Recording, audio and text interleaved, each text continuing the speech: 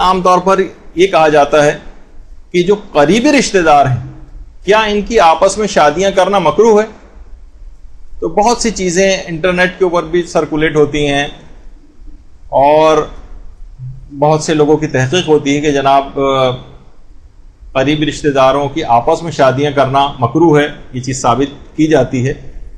تو دیکھیے بہت ساری روایات کے اندر یہ بات آئی تو ہے۔ کچھ روایت میں ہے کہ قریبی رشتہ دار آپس میں شادیاں نہ کریں کیونکہ اس سے بچے کمزور پیدا ہوتے ہیں، پیدا ہونے والا جو بچہ ہے وہ کمزور ہوگا۔ تو اسی بنیاد پر بعض علماء کا رجحان اس پر بنا ہے کہ ایسی شادیوں میں کراہیت ہے جس میں موجودہ مجتہدین میں فقط ایک ہی ہیں جو آیت اللہ ناصر مکارم شیرازی، آیت اللہ ناصر مکارم شیرازی صرف اس کو مکروہ سمجھتے ہیں۔ البتہ اس سے ٹکرانے والی بعض دیگر روایت اس کے بالکل برخلاف بھی ہیں، اور اس میں رشتہ داروں کی، قریبی رشتہ داروں کی بھی آپس میں شادی کو صلہ رحمی کی وجہ سے روایت میں، بلکہ یہ ہے کہ جو بھی اللہ کے لیے اور صلہ رحمی کے لیے شادی کرتا ہے یعنی اپنے رشتہ داروں میں، تو پروردگار عالم اسے اپنی بزرگی اور کرامت کا ایک تاج پہناتا ہے، بزرگی اور کرامت کا تاج پہناتا ہے۔ یہ اس سے ٹکرانے والی ایک لحاظ سے روایت ہے جس میں ہے کہ بچے کمزور پیدا ہوتے ہیں۔ تو کچھ علماء ان روایات کو مستند سمجھتے ہیں اور اپنے استفتاء کے اندر اس کو انہوں نے ظاہر بھی کیا ہو کہ چوتھے امام کی بھی اس سلسلے میں روایت ہے، اللہم صلی علی محمد وعلی آل محمد،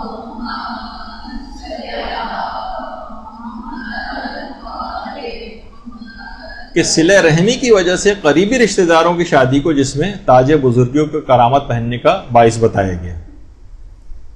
اور بہت ساری کتابوں کے اندر یہ روایات موجود ہیں۔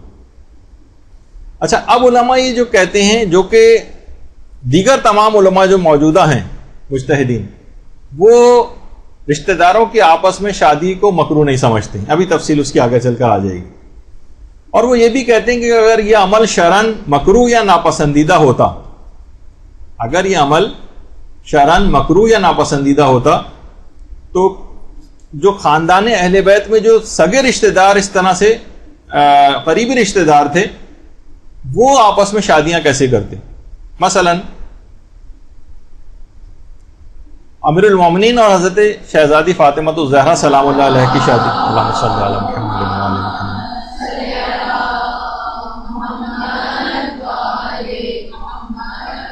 اسلام کا ایک حکم تو سب کے لیے، شریعت سب کے لیے، اگر کراہیت اس کے اندر ہوتی تو اس مکروہ کام کو یہ سنجام دیتے۔ اس لحاظ سے حضرت زینب سلام اللہ علیہ، درود بھیجو، اللہم صلی علی محمد وعلی محمد،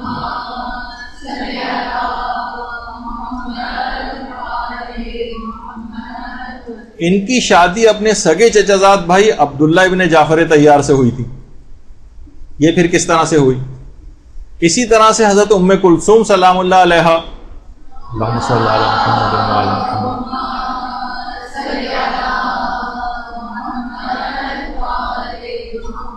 اون ابن جعفر طیار اپنے سگے چچا زاد بھائی سے ان کی بھی شادی ہوئی۔ اسی طرح سے مثلا ہمارے امام زین العابدین علیہ الصلوۃ والسلام،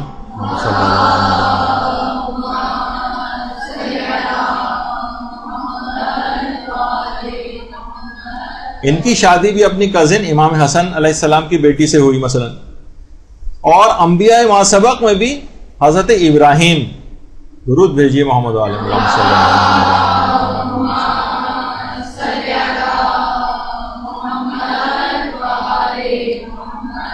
ان کی شادی اپنی سگی چچا زاد بہن حضرت سارہ سے ہوئی تھی، حضرت سارہ،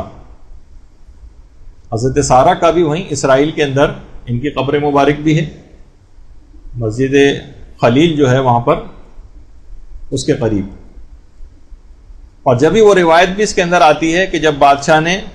پکڑ لیا تھا اور پوچھا تھا کہ حضرت ابراہیم سے یہ کون ہے، تو انہوں نے کہا تھا یہ میری بہن ہے،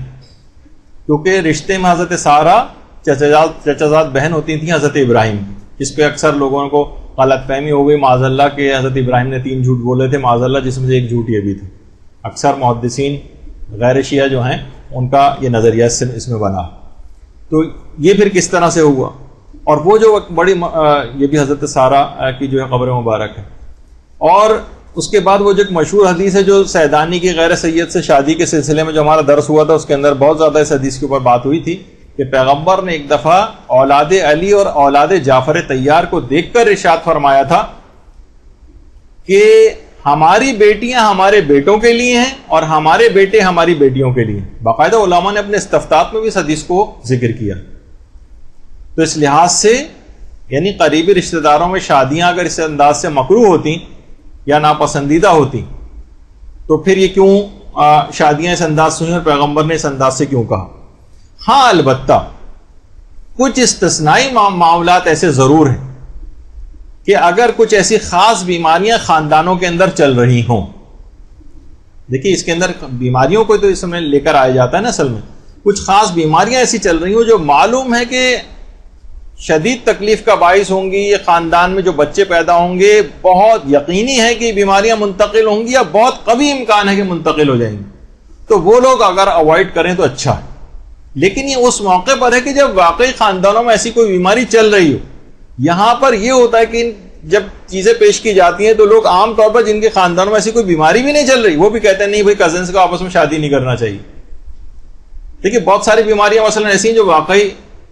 کہ ایسے افراد نہ کریں. جب بھی بہت سی جگہوں پہ قانون سازی بھی ہو گئی، مثلا تھیلیسیمیا ایسے افراد کہ جس میں کوئی ڈیفیکٹو جینز وغیرہ ہوتے ہیں پھر وہ منتقل ہو جاتے ہیں اور دونوں شوہر اور بیوی کے اندر بھی ایک ایک ڈیفیکٹو جین آ جائے تو بچے کے اندر منتقل ہو کے وہ بیماری کو کر دیتا ہے. تو تھیلیسیمیا وغیرہ کی حد تک تو جب ایران کے اندر باقاعدہ قانون سازی بھی ہو گئی ہے کہ جن کی بھی شادی ہونے جا رہی ہے وہ تھیلیسیمیا کا ٹیسٹ ضرور کروائیں، لیکن وہ صرف ایک آدھ بیماری کے لیے. لیکن ہم یہ سوچیں گے کہ کس کے خاندان میں مثلا بلڈ پریشر کی بیماری ہے تو اب یہاں پر تو شادی خاندان میں بلڈ پریشر کی بیماری ہے، وہی ہمارے چچا کو بھی ہے اور فلاں کو بھی ہے، تو اب ہم آپس میں شادیاں کریں گے تو اولاد میں بھی منتقل ہوگی. تو صرف بلڈ پریشر کی وجہ سے جس میں ساری پورا پاکستانی تقریباً آدھی سے زیادہ آبادی، اگر ایسی تسامحاً کہہ رہا ہوں کوئی اسٹیٹسٹکس نہیں پیش کر رہا، لیکن یہ کہ لوگوں میں آپ دیکھتے ہیں ہر گھر کے اندر کتنے بلڈ پریشر کے مریض ہیں، ہر گھر کے اندر کتنے جو ہے وہ ڈائبٹیز وغیرہ کے جو ہے مریض ہیں. تو اگر یقینی طور پر طبی لحاظ سے یا علمی لحاظ سے ایسی شادیوں کے نتیجے میں اولاد کے اندر یقینی طور پر اس بیماری کا منتقل ہونا یا بہت قوی امکان ہو اور وہ جان لیوا ٹائپ کی بیماری بھی ہو جو بہت اس سے انتہائی زندگی مختل ہو کر رہ جائے گی، اس میں وہ لوگ اگر احتیاط کر لیں تو اچھا ہے. لیکن عام طور پر جو اس طرح کی بیماری کے خاندان میں شوگر چل رہی ہے، خاندان میں بلڈ پریشر چل رہا ہے تو وہ اس کو مکروہ سمجھیں تو مکروہ بھی نہیں ہے، سوائے کہ آغا ناصر مکارم کی تقلید میں اس لحاظ سے انہوں نے صرف مکروہ قرار دیا، باقی اوروں کے تو استفتاء آگے چل کر آ رہے ہیں. لیکن ہم یہ کہہ رہے ہیں کہ یہ تو صرف امکان ہے کہ بچہ کمزور پیدا ہوگا یا امکان ہے کہ بلڈ پریشر یا شوگر وغیرہ کا مرض اس کے اندر نہ آ جائے. لیکن موجودہ حالات میں جبکہ نوجوان لڑکے اور لڑکیوں کی شادیاں یا تو پڑھائی کی وجہ سے ڈیلے ہو رہی ہیں،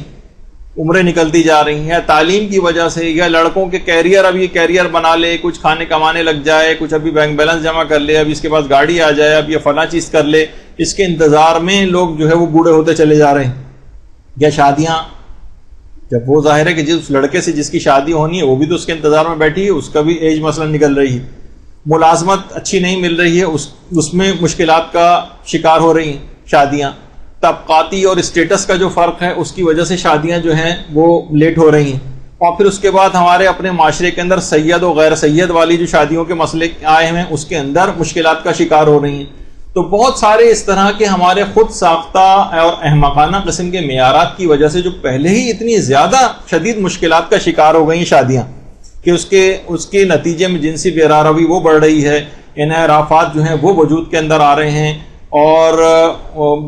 اس میں پھر اگر ہم تحریر کے ذریعے اپنی تقریر کے ذریعے اس بات کو اور زیادہ لوگوں کے اندر اس بات پہ قائل کریں کہ آپس میں شادیاں نہ کریں تو یہ جتنے شدید نقصان کا حامل یہ چیز بنے گی اس کے مقابلے میں بچوں کا کمزور پیدا ہونا یا کسی ایک بیماری کے ساتھ پیدا ہونا بھی اتنا بڑا مسئلہ نہیں ہوگا. یعنی شادیوں میں تاخیر ہونا یا ان کے نتیجے میں شادیاں نہ ہونا یہ اپنے اندر اتنے بڑے بڑے حرام رکھتا ہے کہ کسی ایک مکروہ کام کے پیچھے لگ کر، جو کہ سب کے نزدیک بھی مکروہ نہیں ہے، کسی مراجع نے بھی بڑی تعداد نے اس کو مکروہ جو ہے وہ قرار نہیں دیا. تو آپ کو پتا ہے کہ مکروہ جب کسی حرام کام سے ٹکراتا ہے تو بہرحال اس وقت موقع پر حرام کی اہمیت زیادہ ہوتی. تو شادیاں نہ ہونے کے نتیجے میں یا لیٹ ہونے کے نتیجے میں جو پہلے ہی اتنی شکار ہے یہ والا مسئلہ اس سلسلے میں, تو ہم اس میں مزید ایک مشکل کا اور اضافہ کریں, اس کا تو یقینی نقصان ہے. اور اس کے مقابلے میں آپس میں رشتہ دار شادیاں کریں تو امکان ہے فقط, ضروری نہیں کہ بچہ کمزور پیدا, فقط ایک امکان ہے. ضروری نہیں کہ لازمی اس کے اندر بیماری آ جائے, ایک امکان ہے, سوائے اس کے کہ وہ جو چندے کی خطرناک بیماریاں جن کی طرف ابھی میں نے اشارہ کیا,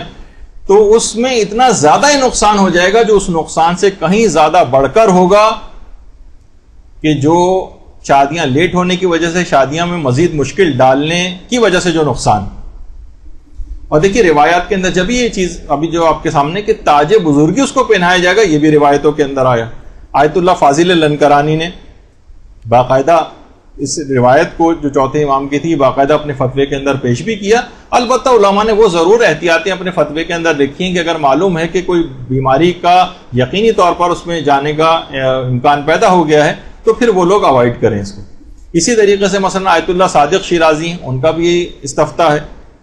بلکہ انہوں نے تو کہا ہے کہ بہت ساری روایات کے اندر تو ترغیب اس کی دلائی گئی, سوائے اس کے کہ بیماریوں وغیرہ کا کوئی مسئلہ اگر الگ سے ہو. اور آیت اللہ سیستانی سے تو باقاعدہ سوال پوچھے گئے کہ کیا قریبی رشتہ داروں کے آپس میں اس انداز سے شادیاں مکروہ ہیں, تو جواب آیا کہ نہیں, مکروہ نہیں. تو اگر یہ کوئی کام مکروہ ہوتا یا ناپسندیدہ ہوتا تو اہل بیت کا جو قابل تقلید یا جن کی سیرت کی پیروی کرنا لازم ہے یہ کس کام کو انجام نہ دیتے, یا وہ کم سے کم بہت سے لوگ یہ کہتے ہیں ہو سکتا ہے کہ ان کو کوئی استثنائی مقام حاصل ہو, ایکسیپشن ہو ان کا خاندان اہل بیت کا. تو اگر ایسا کچھ ہوتا تو ان کے کسی کلام میں صراحت کے ساتھ ہوتی کہ یہ جو ہم اس پر عمل کر رہے ہیں تو ہماری ایک استثنائی کیفیت ہے, ہماری ایک ایکسیپشن ہے, عام لوگوں کے لیے حکم نہیں. ایسا بھی کسی جگہ پہ نہیں. امیر المومنین کی کتنی اولادیں تھیں, ان کی آپس میں اس طرح سے اپنے کزنس اور ادھر ادھر جو ہے وہ شادیاں ہوئی ہیں. تو دیکھیے یقینی اگر ہے تو ایسی تو چند ہی میں نے کہا کہ بیماریاں, جیسے یہی کہا کہ جناب تھیلیسیمیا ہے. اب معلوم ہے کہ بچے کا کتنا زندگی مختل ہو کر رہ جائے گی, اور آپ کو پتا ہے کہ 18-19 سال 20 سال کی عمر میں عام طور پہ سب بچے مر جاتے ہیں. تو اس لحاظ سے پوری زندگی ان کے ساتھ ان سے اٹیچمنٹ بھی زیادہ ہو جاتی ہے,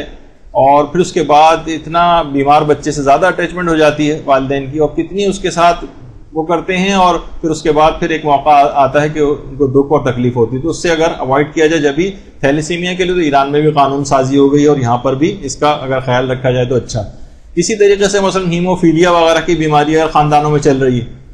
تو اس میں کیونکہ امکانات بہت زیادہ اس طرح سے ہو جاتے ہیں, تو ان کو بھی چاہیے کہ اگر ایسا کچھ خاندانوں کے اندر ہے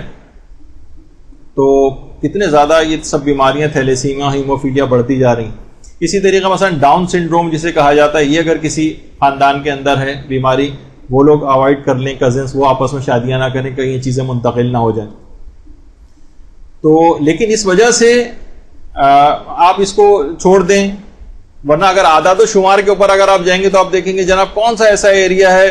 کہ جہاں پہ پالوشن بہت زیادہ ہے, تو اس کا مطلب ہے مکروہ ہے کسی پالوٹیڈ ایریا کی لڑکی سے شادی کرنا یا لڑکے سے شادی کرنا, کہ وہاں پہ پہلے سے ہی بہت ساری بیماریاں ہوتی ہیں, وہاں کر لیں تو یہ جراثیم اس کے اندر بھی نہ آ جائیں مثلا. تو اس طرح کی کوئی مسئلہ شریعت کے اندر نہیں ہوگا. تو کتنے ایسے ہیں جو بڑے بڑے سائنٹسٹ گزرے ہیں جو کہ ان تمام چیزوں سے واقف بھی تھے. مثلا جو چارلز ڈارون جسے کہا جاتا ہے, جس کی باقاعدہ جس کے اس قسم کے نظریات بھی تھے, اور اس کی اپنی جو شادی ہوئی تھی وہ اپنی کزن کے ساتھ چارلز ڈارون کی شادی ہوئی تھی, اپنی کزن کے ساتھ ہوئی تھی. اسی طریقے سے مثلا آئنسٹائن جو تھا اس کی جو دوسری بیوی تھی وہ اس کی فرسٹ کزن تھی. تو یہ سب جو بڑے بڑے سائنٹسٹ حضرات بھی تھے, اگر اس کے اندر ایسے ہی وہ ہوتا تو ایک معلومات کے لیے تو خیر شرعی اور فقہی کے طور پر احکامات پہ عمل کرنے کے لیے تو نہیں بتائی جا رہی ان کی باتیں.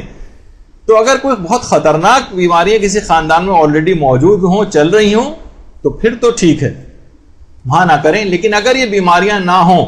تو صرف اس کے امکان ہونے کی وجہ سے اس کے خلاف کوئی مہم چلانا